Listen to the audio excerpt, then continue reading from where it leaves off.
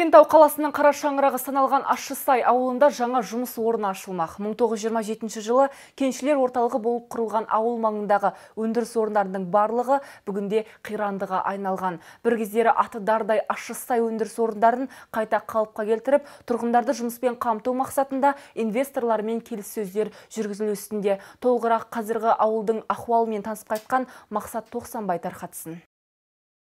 1934 жылы Шымкент қорғасын зауытын салуға негіз болған Ащысай кенінің бүгінде сау тамтығы қалмаған. Дегенмен де табиғат қойнауындағы байлық әлі де баршылық. Осыны ескерген шетел компаниялары осыдан бірнеше жыл бұрын Ащысай кен орнын сатып алуға ниеттенген. Алайда бұл бастама аяқсыз қалған. Салдарынан 2100-ден астам тұрғыны бар ауылда жұмыссыздық деңгейі артыпты. Жұмыс жоқ ауылымызда. Бәріміз бір үйден бір адам істесе, төртеуміз, үшеуміз отырмыз. Жұмыс жоқ. Перестройға ондан кейін болды, сол тоқтап қалды жұмыс бәрі. Сонымен бәріміз жұмыссыз, жолдасым да пенсияға шықпаған, жұмыс жоқ. Сонымен заводымыз мына кетіп тұр, сол заводтар ашылса, балдарымыз жұмысқа кірсе, әр үй мәз болып қалатын еді. Тұрғындардың осындай мәселесін негізге алған ауыл әкімі кен орындарын қайта жандандыруға атсалысатынын алға тартты. Ол үшін табиғат қойнауындағы шикізаттарды өндіруге ниеттенген компаниялармен келіссөздер жүргізу жұмысы басталыпты.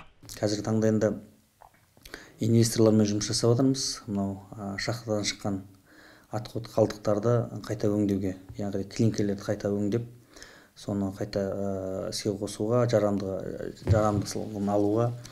Бұған енді Rich Investment жауапкершілігі шектеулі серіктестігі лицензия алды, биыл пайдалы қазбаларды барлауға, әзірге барлауға алды. Жалпы бұрынғы зауыттың орнына қайта жаңағы өңдеу орнын ашпақшы. Өздерінің бизнес жоспарларында, басқаларында осы 100 адамға жұмыс орнын ашамыз деп жоспарлап жатыр. Жергілікті компания ма? Бұл жергілікті емес, бұл Қазақстанның компаниясы Нұр-Сұлтан қаласында тіркеуде.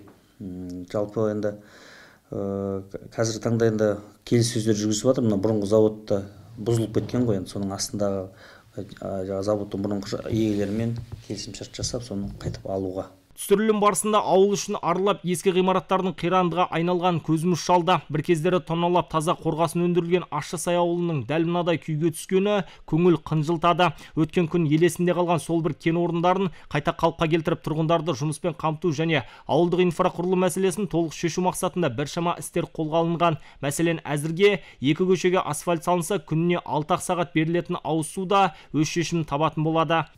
Енді биылға, осы 2020 жылға бізде мынау 2 көшені орташа жөндеуден өткізбекшіміз.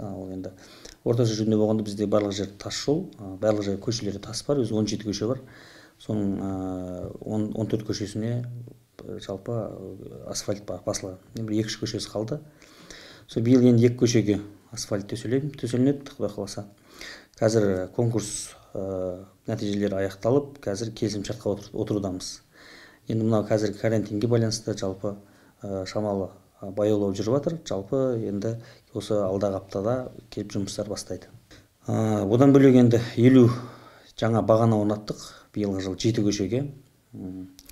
Абай көшесі, Торлан көшесі, Сәбит Мұханов көшесі, Қалауова көшесі, Қалауова. Сол барлығы сол 7 көшеге бағана орнаттық, 50 бағана. Ол қазір іске қосылды.